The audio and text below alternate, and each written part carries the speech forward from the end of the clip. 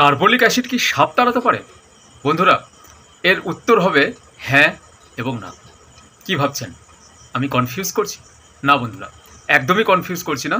বরং আমরা বিজ্ঞানের আলোতে আমরা জেনে নেব যে এই কার্বলিক অ্যাসিড কীভাবে সাপ তাড়াতে পারে। তো মূল ভিডিওতে যাওয়ার আগে প্রথমে একটা অনুরোধ করে রাখবো, ভিডিওটা সম্পূর্ণ দেখবেন, না হলে কিন্তু পুরোপুরি বোধগম্য হবে না, তথ্য জানা অসম্পূর্ণ থেকে যাবে। তারপর যদি মনে হয় আমাদের চ্যানেলটা ফলো করা দরকার, ফলো করতে পারেন। এই ধরনের অনেক ভিডিও এই চ্যানেলে আসবে। চলুন বন্ধুরা, প্রথমে আমরা জেনে নিই যে সাপ আসে কেন। এক কথায় বলতে গেলে সাপ তখনই আসবে যদি বাড়ির মধ্যে ইতস্তত খাবার দাবার ছড়িয়ে থাকে। ঠিক শুনছেন বন্ধুরা, কেন? কারণ খাবার খেতে ব্যাঙ বা ইঁদুর আসতে পারে এবং সেই ব্যাঙ বা ইঁদুরকে খেতে সাপ আসবে। সুতরাং বুঝতেই পারছেন কি করলে সাপ আর আসবে না। এইবার আমরা প্রবেশ করব যে কার্বলিক অ্যাসিড দিলে সাপ কি আদৌ চলে যাবে? বন্ধুরা, গ্রাম বাংলায় একটা খুব জনপ্রিয় চিন্তা রয়েছে, জনপ্রিয় একটা ভাবনা রয়েছে যে কার্বলিক অ্যাসিড সাপ তাড়ায়। আমরা দেখেছি ভোটের সময় সরকার বিভিন্ন ভোটকর্মীকে কার্বলিক অ্যাসিড দিয়ে দিতে, এবং অনেককে বলতেও শুনেছি তাদের অভিজ্ঞতার ভিত্তিতে তারা বলেছেন যে তারা দেখেছেন কার্বলিক অ্যাসিড দিয়ে দিলে সাপ থাকলে চলে যায় বা সাপ আসে না। তো আমরা জেনে নিই যে সাপ কিভাবে চলে যেতে পারে কার্বলিক অ্যাসিড দিয়ে দিলে। এক নম্বর, আমাদের প্রথমেই বুঝতে হবে যে আমরা যেভাবে গন্ধ পাই, সাপের যে গন্ধ পাওয়ার মেকানিজমটা কিন্তু আমাদের মতো হুবহু নয়। আমি কি বুঝাতে পারছি কি বলছি? সাপ ঠিক আমাদের মতো গন্ধ পায় না, সাপ অতটা গন্ধও পায় না। তাহলে সাপ কীভাবে গন্ধ পায়?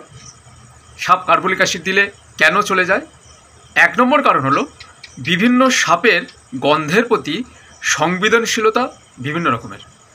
আমি বলতে চাইছি যে বিভিন্ন সাপের গন্ধ, এই যে কার্বলিক অ্যাসিডের যে গন্ধটা, সেটা বিভিন্ন সাপের প্রতি বিভিন্ন রকমের।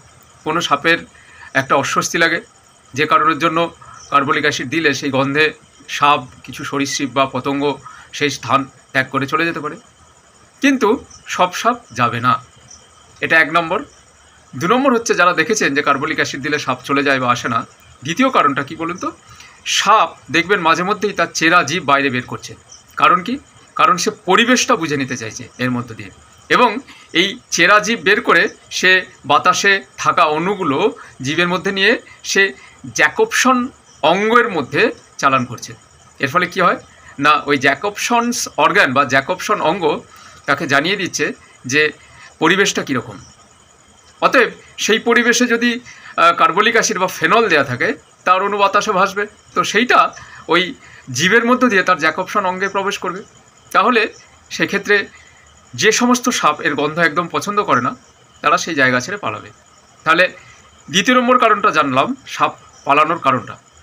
তিন নম্বর, সাপ চলে যেতে পারে বা না আসতে পারে কেন বলুন তো? তার কারণ হচ্ছে যে এই কার্বলিক অ্যাসিড সাপের গায়ে যদি পড়ে যায়, সেটা পুড়ে যেতে পারে। তো পুড়ে গেলে জ্বালায় সাপ এমনি পালাবে। কিন্তু মূল যে কথা, সেটা হচ্ছে এখনও পর্যন্ত বৈজ্ঞানিক গবেষণায় এই রকম প্রমাণ হয়নি যে সাপ কার্বলিক অ্যাসিড দিলে পালিয়ে যাবে। বিজ্ঞানের এরকম বিশেষ কোনো পরীক্ষা নিরীক্ষা নেই, বা বলা যেতে পারে বিজ্ঞানের এই ধরনের কোনো পরীক্ষার ফলে এই যে বিষয়টা পাওয়া যায়নি। যার জন্য বিজ্ঞানীরা বা যারা সর্প বিশেষজ্ঞ, তারা কার্বলিক অ্যাসিড দেওয়ার পরিবর্তে বলেন পরিবেশ পরিষ্কার পরিচ্ছন্ন রাখতে, ফাটল থাকলে সেটা বুঝিয়ে দিতে। কিন্তু এটার ব্যবহার করতে বেশি বারণ করেন কেন? না, তার কারণ এটার ফলে পরিবেশের ক্ষতি হয়।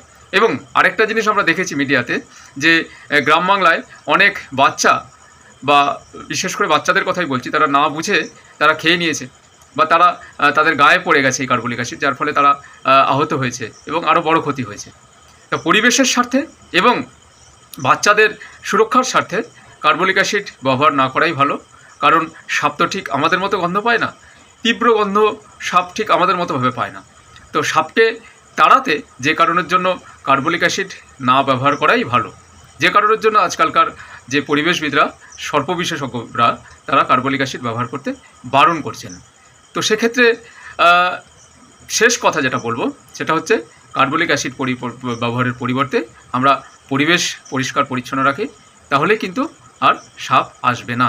আর অবশ্যই অবশ্যই এই গ্রীষ্মকালীন দেশে ঘুমালে মশারি টাঙিয়ে, মশারি ভালো করে গুঁজে ঘুমান, বিশেষ করে মেঝেতে যারা শোন, তাহলে সেক্ষেত্রে কিন্তু সাপের হাত থেকে অনেকটা রক্ষা পাওয়া যাবে যদি আমরা পরিবেশকে ঠিকঠাক পরিচ্ছন্ন রাখি। আশা করি বুঝাতে পারলাম।